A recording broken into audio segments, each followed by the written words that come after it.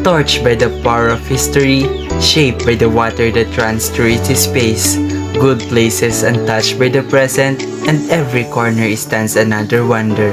As one of the well-known municipalities of Isabela, as the origin of its name and history, it also has a wealth of natural and human resources that we can discover at the same time.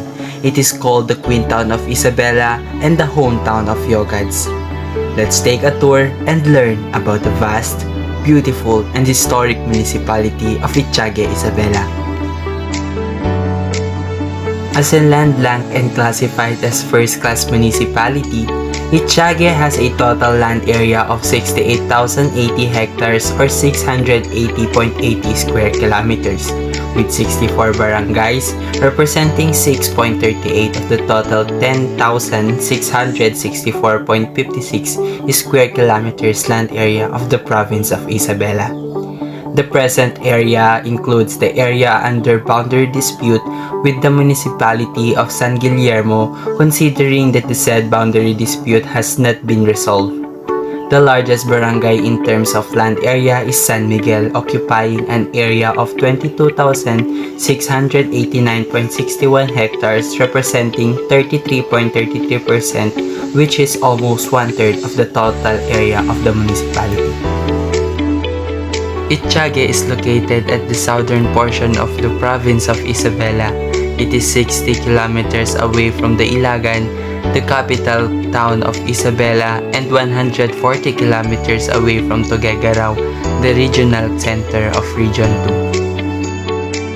2. The municipality is bounded on the north by the municipality of Alicia, on the northeast by the municipality of Pangadanan and San Guillermo, on the southeast by the municipality of Dinapigue, on the south by the municipality of San Agustin, Jones, and the province of Aurora, and on the west by the municipality of San Isidro and Santiago City.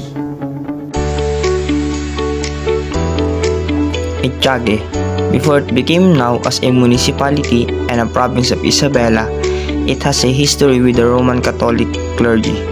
Their main reason of coming in Echague, which is home of the Yogad and an ethnic group, is to convert the people in Christianity, and in which they also established the Dominican order at the Camarag. During that time, they also established the Camarag civil government in the Cagayan province in Cagayan Valley. Not long after, by the decree of the royal family in Spain, Isabela province was created and Camarag became a town of it, and later became Echague, and it was named before the Spanish general named Rafael de Echague. In the early days of Echague, Santiago, Cordon, San Agustin, etc. are belonged to it, but later became independent. In addition, they make Echague as hub of trade and commerce. Tobacco is also grown in this municipality till now for the Spanish government. After knowing the history and basic information about the Queen Town, now let's talk about the hidden beauty of the Echague regarding to its old structures and artifacts.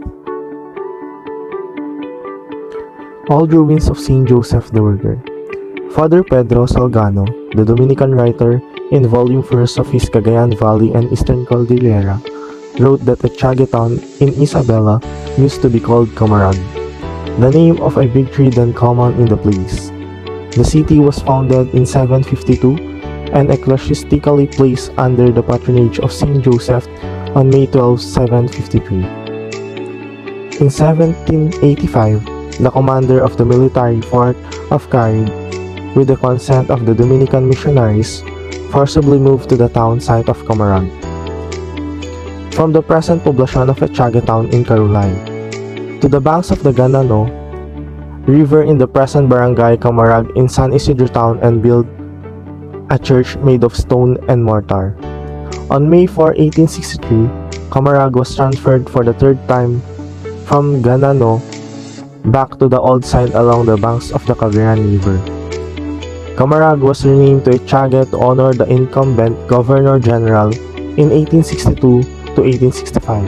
During the transfer, Don Rafael de Echague y Mendez de Vigo, Echague was created into a new pueblo upon the petition of the native Yogad, Gobernador Silio Antonio Magadap. The rancherias of the new pueblo included Camarag, Sinabaran, Carulay, Anafunan, Kapitan, Naumaligaya, Garit, and Payag. In 1886, Dominican Fray Buenaventura Campa, Vieira of Echague, built a church of wood with galvanized roofing. He then built a kiln from the making of lime and bricks. He proceeded to make the flooring and the walls of the convent, which measures 40 by 18 meters. He prepared doors, gathered shells, balconies of iron, as well as multitude of good quality wood. A church of stone, however, was never finished. The two bells of the church was forged in 1890 and were donated by Don and Francoga Food, who later became President Municipal in 1906 to 1907 and dedicated to Our Lady of the Rosary, and then Fulgencio Danga, dedicated to Saint Joseph. And now, after learning about the basic information, history sites, and the artifacts of the Queen Town of Isabela, we're going to visit some of the tourist attractions that people can be proud to visit. Echague is blessed with God-given treasures.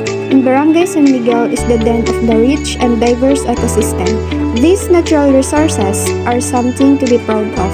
To name a few, we have the Panyang Caves located at Barangay San Miguel with its clear, cool, and verdant water conducive for picnicking and swimming. It is 50 kilometers away from the central population and accessible to any type of vehicle during the dry season through partially graveled beds. The second spot is the Madadamian Falls.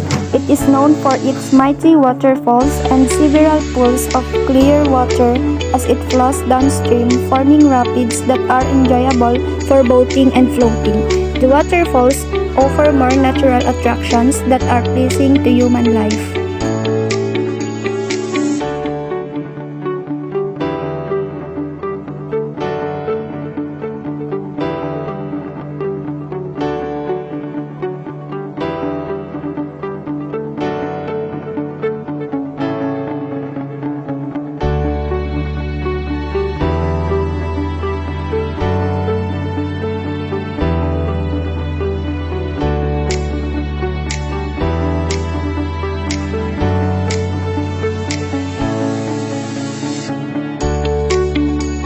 Let's also visit the St. Joseph the Worker Parish Church.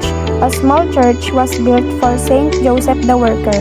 It is one of the most popular places listed under Catholic Church in Echague. When Father Patrick Pua became the parish priest 2 years ago, the construction of a bigger church began. On March 19, Bayombong Bishop Roman Villena blessed the new church. Hundreds of parishioners brought vigil candles and offered 20 pesos each to help complete the construction. People always came to show their appreciation and support to finish the church.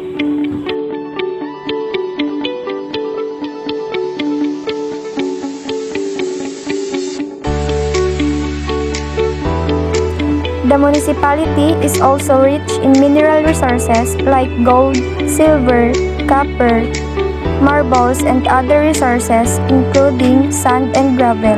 These minerals resources can be found in Barangay San Miguel. So guys, if you want to learn more about the municipality of Echague, you can also visit their unique Filipino restaurant and delicacies to satisfy your cravings. And besides, you have the chance to learn about the town's proudly produce. The town of Echague is primarily an agricultural municipality. The major agricultural crops grown are palay and corn. And also, Echague is one of the main pineapple producers of Isabela.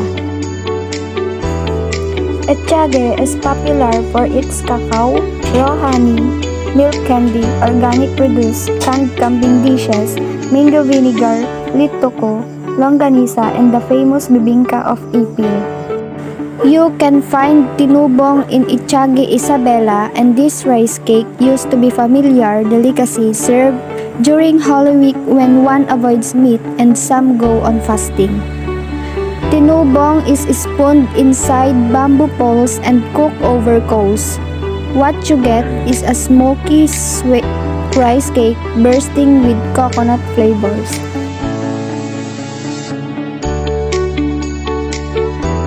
The last delicacy that you must try when you are in Echague, Isabela is the bibingkang kanin.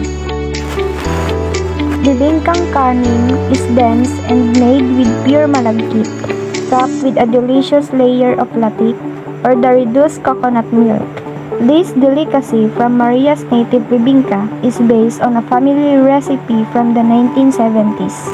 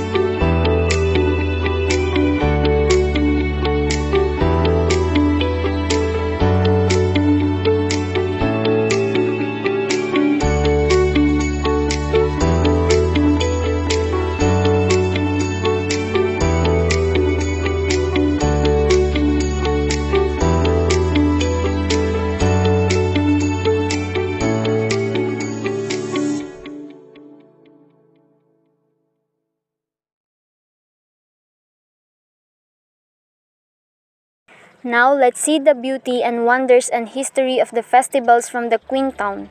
There can be no doubt that Isabela is home to some of the world's most famous rice farms and corn plantations. In 2003, Echague began its Bacau Festival in celebration of the feast day of Saint Joseph the Worker, in honor of patron saint of Echague. Bacau Festival is a week-long annual corn festival occurring in town of Echague, Isabela, the Queen Town of Isabela Province. The term Bacau is of Yogad origin meaning corn. Since March is the harvesting season, the festival held during the month of March from 15 to 19 was created as a tribute to the town's corn and as a way to give thanks of the town's fruitful harvest.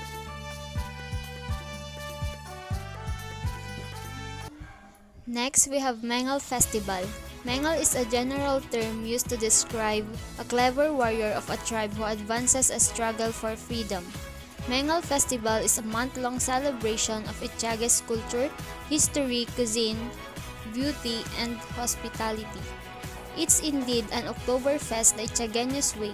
In Echague, Isabela, the Yogad tribe that established by Capitan Tercero has brought the history that Echagueños possesses the characteristics of a Mengal which should be objectively commemorated and celebrated.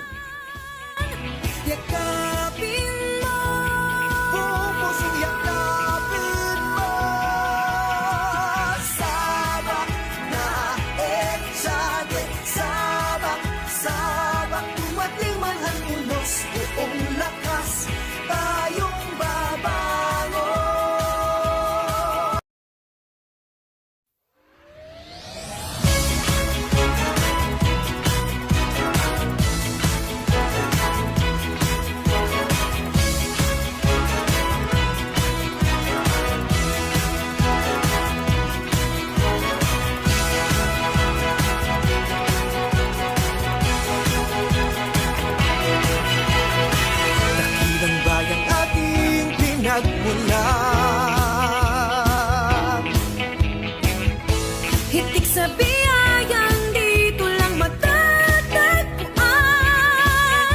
Yakapin mo, buong pusong yakapin mo. Sabak na Echague, sabak, sabak, tumatling man ang unos, buong lakas, tayong babangon. Nagbabagang